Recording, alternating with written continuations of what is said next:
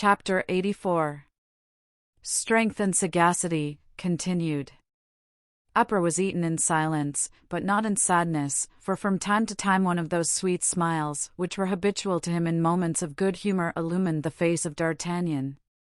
Not a scintilla of these was lost on Porthos, and at every one he uttered an exclamation which betrayed to his friend that he had not lost sight of the idea which possessed his brain. At dessert, D'Artagnan reposed in his chair, crossed one leg over the other, and lounged about like a man perfectly at his ease. Porthos rested his chin on his hands, placed his elbows on the table, and looked at D'Artagnan with an expression of confidence which imparted to that colossus an admirable appearance of good fellowship. "Well?" said D'Artagnan, at last. "Well," repeated Porthos. "You were saying, my dear friend—" "No, I said nothing." "Yes, you were saying you wished to leave this place." "Ah, indeed." The will was never wanting. "To get away you would not mind," you added, "knocking down a door or a wall." "'Tis true, I said so, and I say it again." "And I answered you, Porthos, that it was not a good plan, that we couldn't go 100 steps without being recaptured, because we were without clothes to disguise ourselves and arms to defend ourselves." "That is true, we should need clothes and arms." "Well," said D'Artagnan, rising, "we have them, friend Porthos, and even something better." "Bah!" said Porthos, looking around. "Useless to look, everything will come to us when wanted." "At about what time did we see the 2 Swiss guards walking yesterday?" "An hour after sunset." "If they go out today as they did yesterday, we shall have the honor, then, of seeing them in half an hour?" "In a quarter of an hour at most."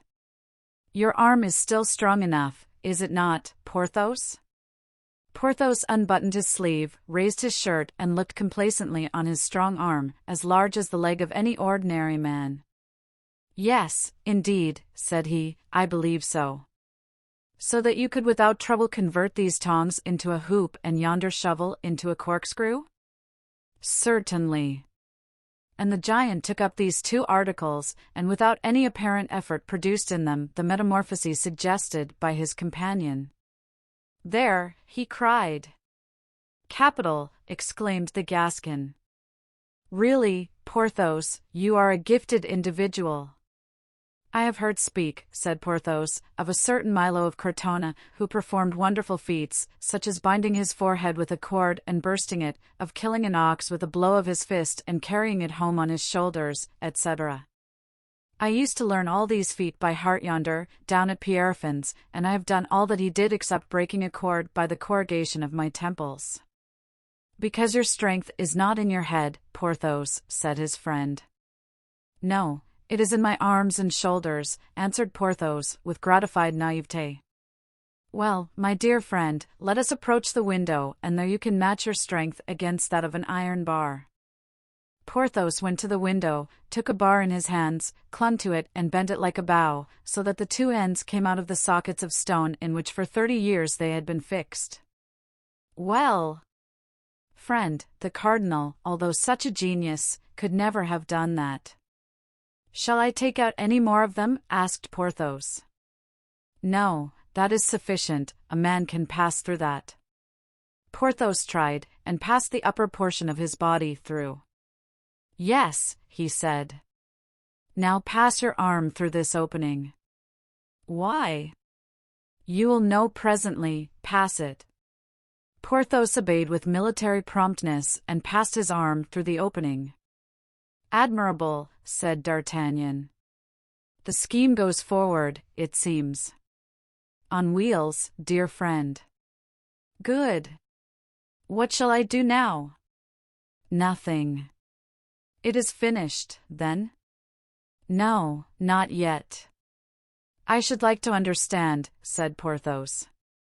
"Listen, my dear friend, in 2 words you will know all. The door of the guardhouse opens, as you see." "Yes, I see." "They are about to send into our court, which Monsieur de Mazarin crosses on his way to the orangery, the 2 guards who attend him. There they are, coming out. If only they close the guardhouse door." Good. They close it. What, then? Silence. They may hear us. I don't understand it at all. As you execute, you will understand. And yet I should have preferred, you will have the pleasure of the surprise. Ah, that is true. Hush. Porthos remained silent and motionless.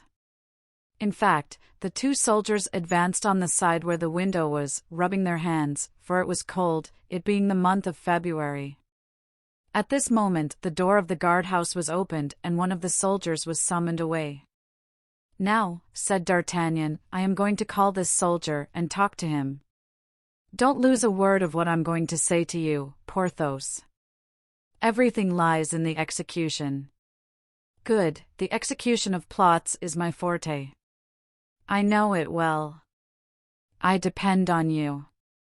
Look, I shall turn to the left, so that the soldier will be at your right, as soon as he mounts on the bench to talk to us. But supposing he doesn't mount? He will, rely upon it.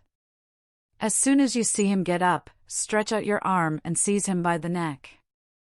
Then, raising him up as Tobit raised the fish by the gills, you must pull him into the room, taking care to squeeze him so tight that he can't cry out. Oh, said Porthos. Suppose I happen to strangle him? To be sure there would only be a Swiss the less in the world, but you will not do so, I hope. Lay him down here, we'll gag him and tie him, no matter where, somewhere. So we shall get from him one uniform and a sword. Marvelous, exclaimed Porthos, looking at the Gascon with the most profound admiration. Pooh, replied D'Artagnan. Yes, said Porthos, recollecting himself, but one uniform and one sword will not suffice for two. Well, but there's his comrade. True, said Porthos.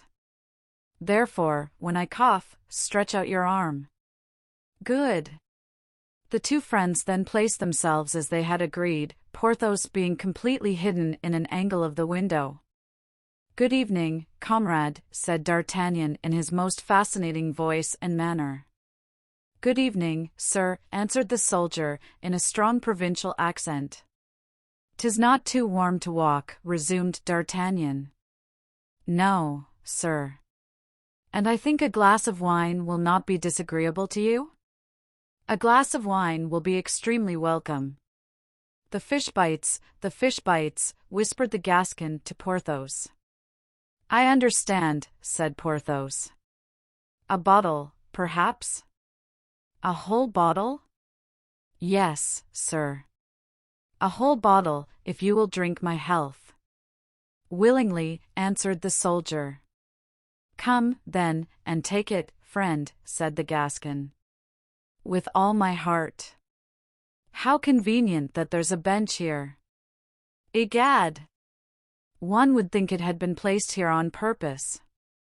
Get on it, that's it, friend.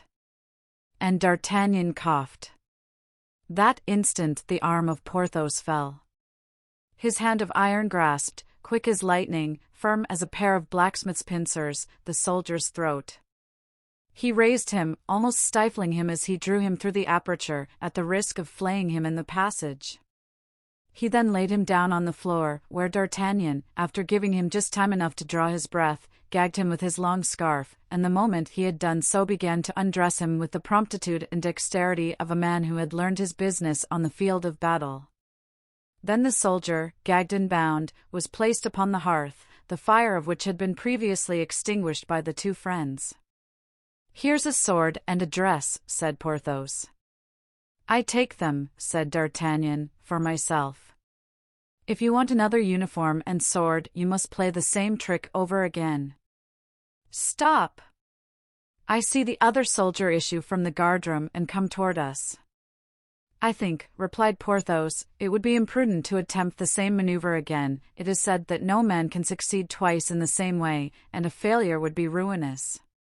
No, I will go down, seize the man unawares, and bring him to you ready gagged.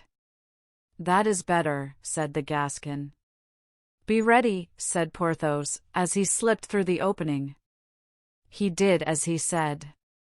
Porthos seized his opportunity, caught the next soldier by his neck, gagged him and pushed him like a mummy through the bars into the room, and entered after him.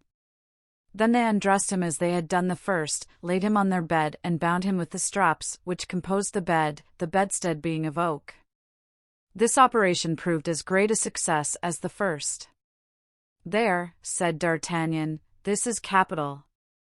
Now let me try on the dress of yonder chap Porthos. I doubt if you can wear it, but should it be too tight, never mind, you can wear the breastplate and the hat with the red feathers." It happened, however, that the second soldier was a Swiss of gigantic proportions, so, save that some few of the seams split, his uniform fitted Porthos perfectly. They then dressed themselves. "'Tis done," they both exclaimed at once. "As to you, comrades," they said to the men, "nothing will happen to you if you are discreet, but if you stir you are dead men." The soldiers were complaisant. They had found the grasp of Porthos pretty powerful, and that it was no joke to fight against it. "Now," said D'Artagnan, "you wouldn't be sorry to understand the plot, would you, Porthos?" "Well, no, not very." "Well, then, we shall go down into the court." "Yes." "We shall take the place of those two fellows." "Well." "We will walk back and forth." "That's a good idea, for it isn't warm." "In a moment the valet-de-chamber will call the guard, as he did yesterday and the day before." "And we shall answer?" "No, on the contrary, we shall not answer." "As you please, I don't insist on answering." "We will not answer, then, we will simply settle our hats on our heads, and we will escort His Eminence." "Where shall we escort him?" "Where he is going, to visit Athos." "Do you think Athos will be sorry to see us?" "Oh!" cried Porthos, "oh!" "I understand." "Wait a little, Porthos, before crying out, for, on my word, you haven't reached the end," said the Gascon, in a jesting tone. "What is to happen?" said Porthos. "Follow me," replied D'Artagnan. "The man who lives to see shall see." And slipping through the aperture, he alighted in the court. Porthos followed him by the same road, but with more difficulty and less diligence. They could hear the two soldiers shivering with fear, as they lay bound in the chamber. Scarcely had the two Frenchmen touched the ground when a door opened and the voice of the valet-de-chamber called out, "Make ready." At the same moment the guardhouse was opened and a voice called out, "La Bruyere and du Barthois." "March!" "It seems that I am named La Bruyere," remarked D'Artagnan. "And I, du Barthois," added Porthos. "Where are you?" asked the valet-de-chamber, whose eyes, dazzled by the light, could not clearly distinguish our heroes in the gloom. "Here we are," said the Gascon. "What say you to that, Monsieur du Vallon?" he added in a low tone to Porthos. "If it but lasts, most capital," responded Porthos. These two newly enlisted soldiers marched gravely after the valet-de-chamber, who opened the door of the vestibule, then another which seemed to be that of a waiting-room, and showing them two stools, "Your orders are very simple," he said, "don't allow anybody, except one person, to enter here. Do you hear? Not a single creature. Obey that person implicitly. On your return you cannot make a mistake. You have only to wait here till I release you." D'Artagnan was known to this valet-de-chamber, who was no other than Bernouin, and he had during the last 6 or 8 months introduced the Gascon a dozen times to the cardinal. The Gascon, therefore, instead of answering, growled out "Ja! Ja!" in the most German and the least Gascon accent possible. As for Porthos, on whom D'Artagnan had impressed the necessity of absolute silence, and who did not even now begin to comprehend the scheme of his friend, which was to follow Mazarin in his visit to Athos, he was simply mute. All that he was allowed to say, in case of emergencies, was the proverbial Der Teufel. Bernouin shut the door and went away. When Porthos heard the key turn in the lock, he began to be alarmed, lest they should only have exchanged one prison for another. "Porthos, my friend," said D'Artagnan, "don't distrust Providence. Let me meditate and consider." Meditate and consider as much as you like, replied Porthos, who was now quite out of humor at seeing things take this turn. We have walked 8 paces, whispered D'Artagnan, and gone up 6 steps, so hereabouts is the pavilion called the Pavilion of the Orangery. The Comte de la Fere cannot be far off, only the doors are locked. That is a slight difficulty, said Porthos, and a good push with the shoulders. For God's sake, Porthos my friend, reserve your feats of strength, or they will not have, when needed, the honor they deserve. Have you not heard that someone is coming here? Yes. Well, that someone will open the doors. But, my dear fellow, if that someone recognizes us, if that someone cries out, we are lost, for you don't propose, I imagine, that I shall kill that man of the church. That might do if we were dealing with Englishmen or Germans. Oh, may God keep me from it, and you, too, said D'Artagnan. The young king would, perhaps, show us some gratitude, but the queen would never forgive us, and it is she whom we have to consider. And then, besides, the useless blood. Never. No, never. I have my plan, let me carry it out, and we shall laugh. So much the better, said Porthos, I feel some need of it. Hush, said D'Artagnan, the someone is coming. The sound of a light step was heard in the vestibule. The hinges of the door creaked and a man appeared in the dress of a cavalier, wrapped in a brown cloak, with a lantern in one hand and a large beaver hat pulled down over his eyes. Porthos effaced himself against the wall, but he could not render himself invisible, and the man in the cloak said to him, giving him his lantern, light the lamp which hangs from the ceiling. Then addressing D'Artagnan, you know the watchword, he said. Ja, replied the Gascon, determined to confine himself to this specimen of the German tongue. Tedesco, answered the cavalier, vie bene. And advancing toward the door opposite to that by which he came in, he opened it and disappeared behind it, shutting it as he went. Now, asked Porthos, what are we to do? Now we shall make use of your shoulder, friend Porthos, if this door proves to be locked. Everything in its proper time, and all comes right to those who know how to wait patiently. But first barricade the first door well, then we will follow yonder cavalier. The two friends set to work and crowded the space before the door with all the furniture in the room, as not only to make the passage impassable, but so to block the door that by no means could it open inward. There, said D'Artagnan, we can't be overtaken. Come. Forward.